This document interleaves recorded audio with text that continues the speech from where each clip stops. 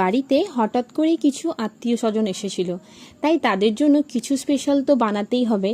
তাই আজ মা রান্না করেছিল মাছের মাথা দিয়ে পাঁচমেশালি একটা তরকারি, মুগের ডাল আর মাটন। তো আমি আজ খাওয়াটা ডাল দিয়ে শুরু না করে তরকারি দিয়েই শুরু করলাম, কারণ মা যখন এই তরকারিটা বানাচ্ছিল তখন খুব সুন্দর সুবাস আসছিল।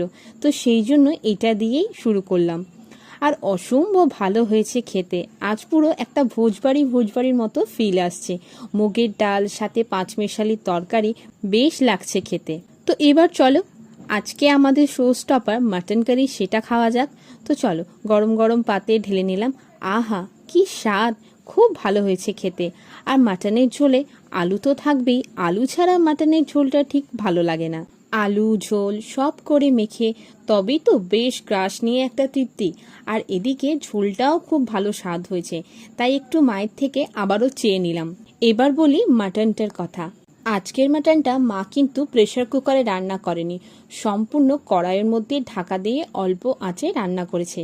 তাই রান্নার স্বাদটা এতটা ভালো এসেছে, আর যথেষ্ট ভালোই সিদ্ধ হয়েছে মাটনটা, সেটা তোমরা দেখেই বুঝতে পারছো। তো সবকটা রান্নাই বেশ ভালো হয়েছিল খেতে। তো এই ছিল আজকের খাওয়া দাওয়া। ভিডিওটা ভালো লাগলে প্লিজ একটা লাইক করে দিও। Thank you.